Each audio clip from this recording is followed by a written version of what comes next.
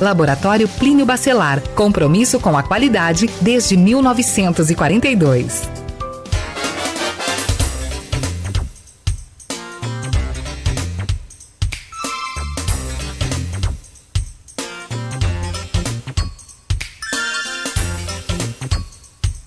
Sete horas 38 minutos em Campos, você está ouvindo Folha no Ar, primeira edição, e estamos de volta neste bloco. O jornalista Arnaldo Neto vem trazendo aí a convidada Lívia Cavalcante, que é subsecretária de Fazenda do município de Campos. Na pauta deste bloco, o Arnaldo, a volta ao atendimento presencial também na Secretaria de Fazenda. Como é que vai ser, os detalhes, com toda a programação. A partir de agora você já começa a conversar com a Lívia. Antes eu trago só o bom dia da Lívia e digo do prazer sempre de poder receber essa simpatia de pessoa solícita. E interessante que mesmo na pandemia, mesmo durante esses períodos aí mais, até fim de semana, pra você ter ideia, surge uma demanda de um comércio de Campos que conhece a gente, mas não conhece a Lívia, alguma coisa. Eu passo a demanda para ela em pleno sábado e domingo, ela vai lá e responde imediatamente.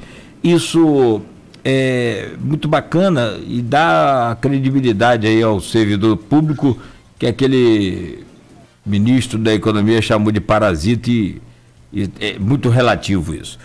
Lívia, bom dia, seja bem-vinda aqui ao Folha no Ar, primeira edição. Mais uma vez é um prazer falar com você. Queridos, muito bom dia. É sempre um prazer para mim estar aqui com essa alegria toda de vocês. Um bom dia para todos os ouvintes. Bom dia, Arnaldo. Bom dia, Cláudio. Muito obrigada pela recepção.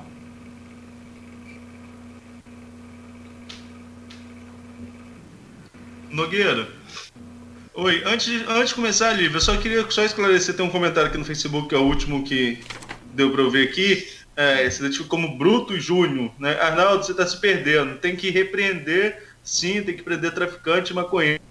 Com relação, acredito que seja com relação à operação no assunto. Então, é só deixar claro aqui, Júnior, que não é uma crítica à operação em si, a crítica é a forma que foi noticiada, que parecia que aprendeu-se alguma coisa, que tinha alguma coisa de errada, né, enquanto não tinha nada.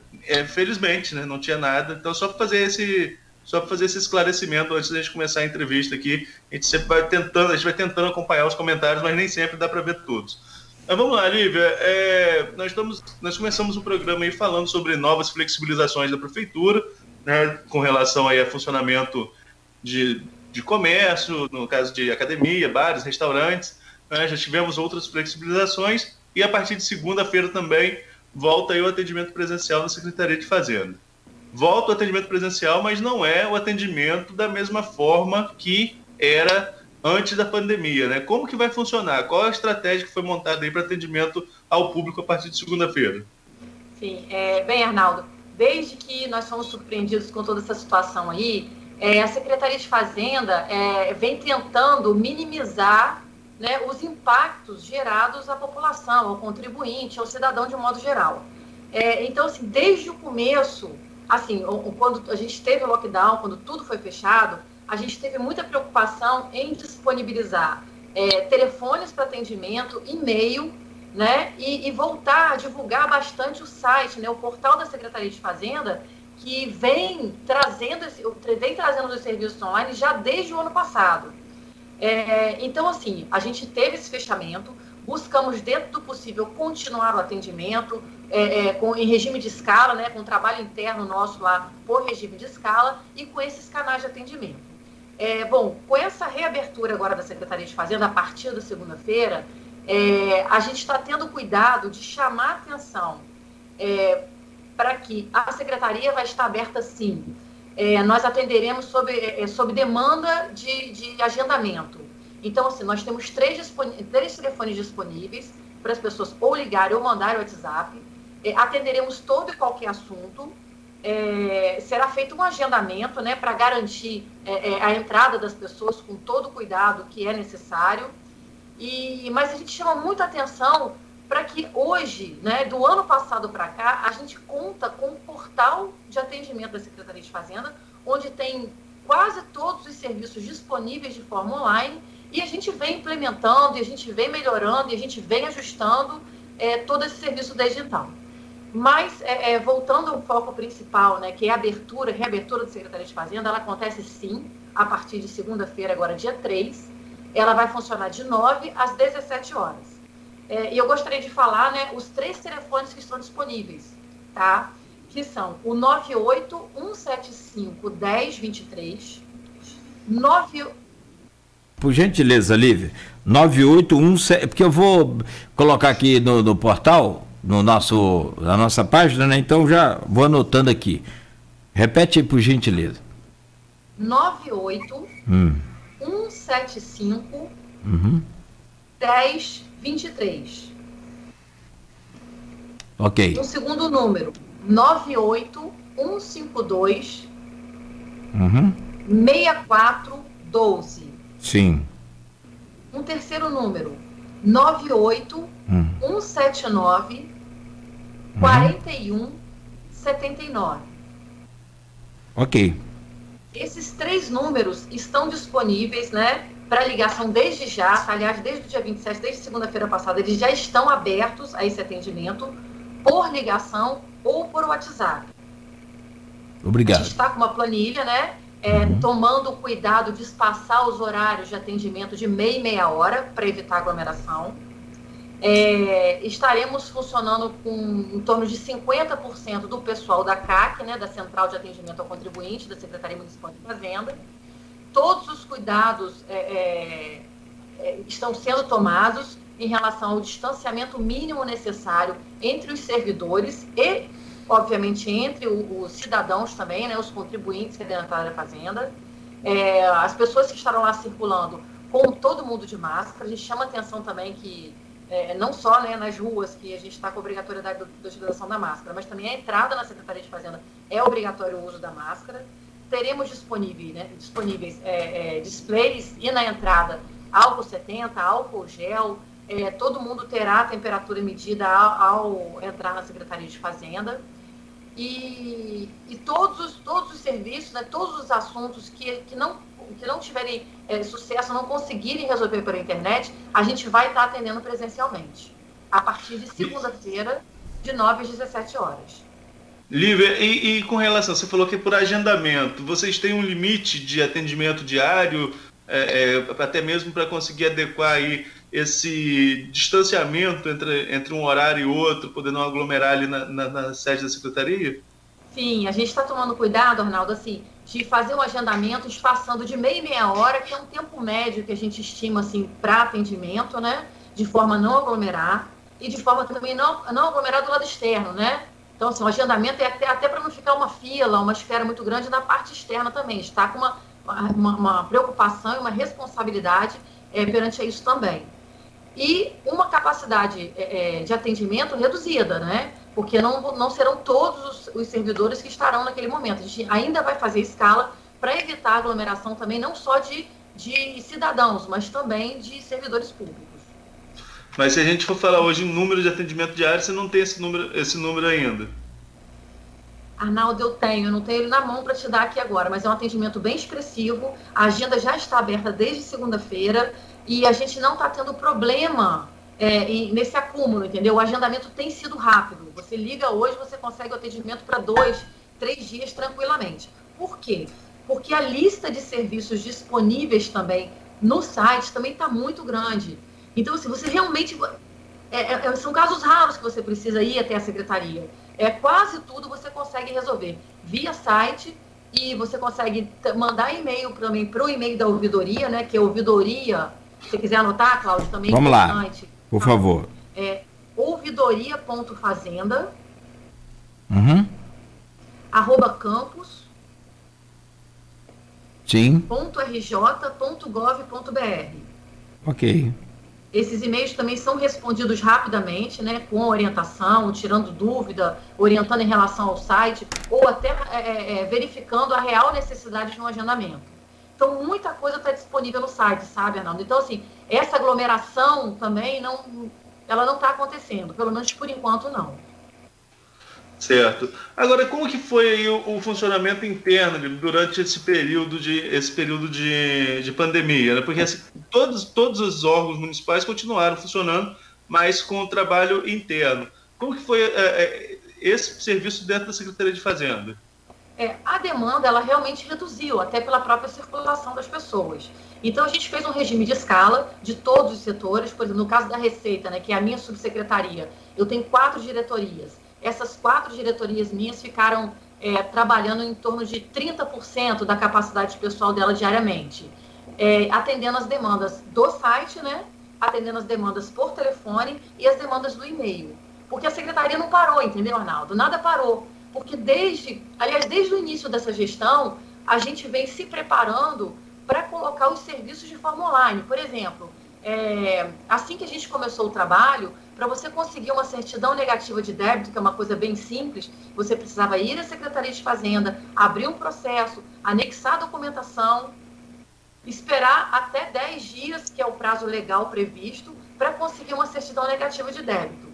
Desde o ano passado, quer dizer, a gente vem fazendo um trabalho de mudança de um sistema, né, um sistema operacional da Secretaria, que é um sistema pesado, é um volume grande, e graças a Deus, no ano passado, você já entra no site da Fazenda, estando tudo aqui, você emite imediatamente a sua certidão negativa. Então, esse tipo de serviço já vem sendo feito. Então, hoje facilitou muito, e isso está vivo, né? Isso é uma constante, é um legado que a gente quer deixar assim, dessa administração, desse período de governo. Então, hoje praticamente se resolve tudo pelo site, né? Aí, quando se precisa ir à secretaria, quais são as principais demandas de quem precisa ir? É pelo fato da pessoa não ter acesso ao site, ou às vezes é algum tipo de complicação mesmo que só pessoalmente para se resolver? As duas situações. Ainda hoje, né, pelo perfil do contribuinte, às vezes até do próprio IPTU, muita gente não tem acesso à internet ou tem alguma dúvida. Então, eu tenho muito atendimento em relação a essa falta de acesso. O que a gente também orienta, quando a pessoa tem alguma dúvida de acesso, temos que fazer um agendamento, temos que emitir uma certidão negativa, que é uma coisa simples, mas às vezes você não tem acesso. Às vezes a gente dá um atendimento até como se o contribuinte estivesse em casa, entendeu? A gente abre uma tela de computador com acesso à internet, como pode ser daqui, ou da sua casa, ou de qualquer lugar do mundo, e a gente orienta e faz até a própria emissão como se a pessoa estivesse em casa. Então, assim, tem vários serviços assim, disponíveis que eu gostaria até de citar. Por exemplo, você pode, além da certidão negativa, que é uma coisa muito comum, né, você pode emitir alvará, nota fiscal, que já podia antes, mas a gente integrou isso ao site da Fazenda. De 3 meses para cá, 2 meses para cá, a gente implantou a consulta de processo. Então, os processos que você abre hoje de forma online, você não precisa ir à secretaria mais para falar assim, meu processo já tramitou, eu já tenho um resultado. Não, você acompanha isso de forma online. Tem uma lista de assuntos que você pode protocolar na secretaria, você pode protocolar pelo site. E esses casos de ir da secretaria, eu tenho algumas situações, por exemplo, consulta eu quero uma certidão negativa de débito. Então tá tudo ok, a pessoa entra no site e emite a certidão imediatamente. Se você tem alguma pendência e você demanda de uma certidão positiva com efeito de negativa, você protocola o processo e você é atendido sistemicamente. Se você tem uma certidão positiva de débito, aí nesse caso, que são os mais raros, a gente precisa sim da presença na Secretaria de Fazenda, ainda, entendeu? Entendi. E muito importante também ressaltar, gente, assim, muitos serviços que demandam sigilo fiscal estão disponíveis hoje pelo site, mas não é imediatamente que você chega lá e entra até por uma questão de sigilo. Então, o que é fundamental? O que as pessoas já estão fazendo e que é fundamental que façam? Que elas entrem no portal, que elas se cadastrem, e para ter acesso a esse tipo de serviço que demanda o sigilo fiscal, por exemplo, você quer fazer um parcelamento, você quer dar entrada num processo, por exemplo, que demanda sigilo fiscal, você vai precisar fazer esse cadastro inicialmente, deixar fisicamente uma documentação assinada com firma reconhecida, que seria um processo originário desse tipo de acesso ao site. Como acontece, por exemplo, os contadores têm um conhecimento muito grande disso, que é dessa maneira que já funciona na Receita Federal. Então, seria um procedimento muito parecido com esse. Lívia, eu não queria entrar agora na questão na questão direcionada aos tributos e impostos que foram suspensos, não. Mas eu queria só passar, assim, se você tem essa perspectiva aí de quanto o município deixou de arrecadar nesse período de pandemia, de quanto que era planejado, como que era a expectativa e quanto isso caiu durante nós já estamos entrando em agosto, né? Vamos lá, março, abril, maio, junho, julho e agosto. Então, abril, 4 meses, digamos assim, esses 4 meses já de processo de pandemia no Brasil, o quanto o município deixou de arrecadar nesse período e que era planejado de se receber. Você tem um balanço mais ou menos disso? Arnaldo, qual o comparativo que a gente buscou fazer, né? Que a gente não sabe exatamente quanto seria arrecadado, né? Mas eu tenho um comparativo, por exemplo, com o ano anterior. Se a gente fala dos tributos próprios municipais, por exemplo, em relação ao IPTU, né, IPTU e taxa de lixo, que vieram conjuntas no carnê e que tiveram uma prorrogação bem expressiva, em comparação ao ano passado, a gente deixou de receber 33%. O ISS, 16%. O ITBI, até pela redução dos negócios imobiliários, quase que 60% de redução. E não para por aí, né? Porque, assim, a gente tem as receitas próprias, né? Os tributos do próprio município, que são principalmente esses, mas a gente também tem aqueles repasses constitucionais que são muito significativos para a arrecadação do município. Então, por exemplo, o ICMS, que tem um peso muito grande, que eu até gostaria de falar sobre as ações da Declan e tudo mais, até para chamar a atenção da população, a gente fala isso em outro momento, a gente tem uma redução de 15%. É muito grande. IPVA, 46%. Então, assim, quando a gente fala de uma redução de 15% no previsto do ICMS... Pois não, Cláudio? Interromper aí vocês. Desses percentuais aí, você tem como, pelo menos, aproximar em valores reais? Tem. Por gentileza. Só para você ter uma ideia. Uhum. Dos impostos, dos tributos municipais, vou falar de 2019, porque a gente tem um número concreto, tá? Só para a gente ter uma ideia. Em 2019, a arrecadação dos tributos municipais, que são IPTU, ISS, ITBI e taxas, são esses 4 tributos. Nós tivemos uma arrecadação de 214 milhões, tá? Sendo 87 milhões de ISS, 75 de IPTU, 16 de ITBI e 35 de taxas. Só para a gente ter uma noção da importância do ICMS para a gente, 214 milhões foram todos os tributos municipais. Só de repasse constitucional previsto do ICMS foram 246 milhões. Ou seja, só o ICMS, o repasse, a nossa parte do ICMS, é mais do que toda a tributação municipal própria. Esse ano ficou menos 30... Esse período especificamente, desse período a gente teve uma redução de 15%, durante o período que a gente não está em funcionamento. Tá. Entendeu? Então, até nessa pegada aí... Só para a gente entender mais, Arnaldo, se eu tiver... Não, pode ficar à vontade, né? Tá, você te atrapalhando, você fala. Só para a gente entender um pouco mais. E nesse caso aí, não é sonegação, não é débito. Nesse caso, do ICMS é falta de faturamento mesmo, não é isso? É falta de faturamento, prorrogação de pagamento. A gente teve a redução na arrecadação, né? A gente tem uma parte disso que há de se receber ainda, que é uma questão de prorrogação, mas a gente sabe também que a geração do ICMS é pela circulação de mercadoria.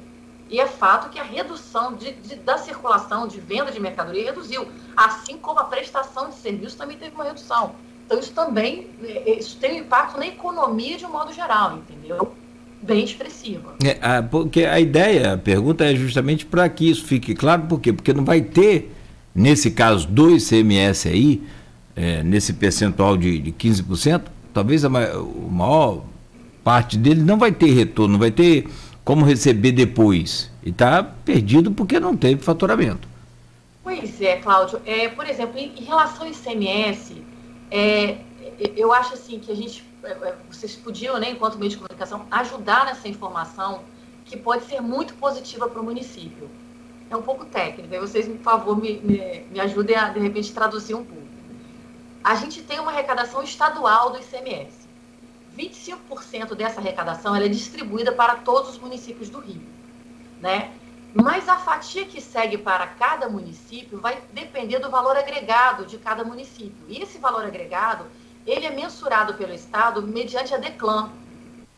E muitos contribuintes, às vezes, não fazem a DECLAM, ou fazem de forma equivocada, ou faltam algum dado. Isso não significa maior pagamento para o contribuinte. Isso significa que, se o trabalho da DECLAM for feito corretamente, cada um desses contribuintes está contribuindo para o aumento da participação do município de Campos na divisão desse bolo, dessa repartição. Então, por exemplo, tem uma ação fiscal que ela é feita todo ano, e esse ano especificamente ela já foi começada, as notificações para esses contribuintes já começaram a ser feitas, já começaram a ser disparadas, que é o seguinte: a gente identifica um número equivocado na declaração de entrada ou de saída de mercadoria ou declaração de estoque, e a gente tem feito essas notificações e pedido esses contribuintes para os contadores fazerem os ajustes. Isso é de uma importância muito grande. É só um ajuste, né? É só uma declaração de forma correta, que não vai impactar financeiramente para ninguém, mas que para o município vai ser muito importante, porque às vezes a gente vai conseguir reaver parte desse valor perdido em função da queda da economia só por uma questão de um trabalho de declaração correta, entendeu? Isso é muito importante.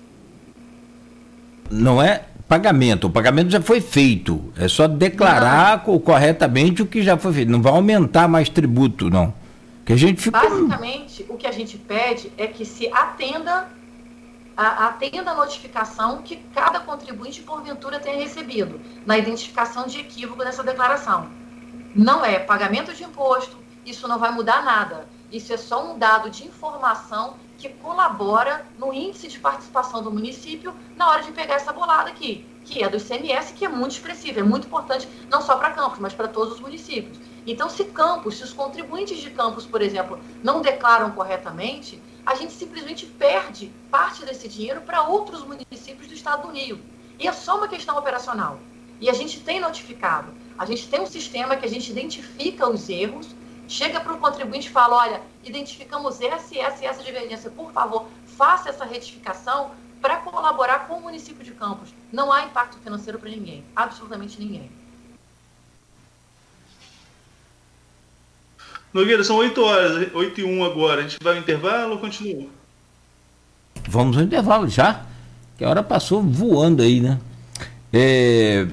Então vamos ao intervalo. Você fechou esse assunto aí da volta ao atendimento, né? E no próximo bloco você já determinou aqui que a gente fala sobre impostos e tributos municipais com vencimentos adiados, correto? Sim. Vamos lá então.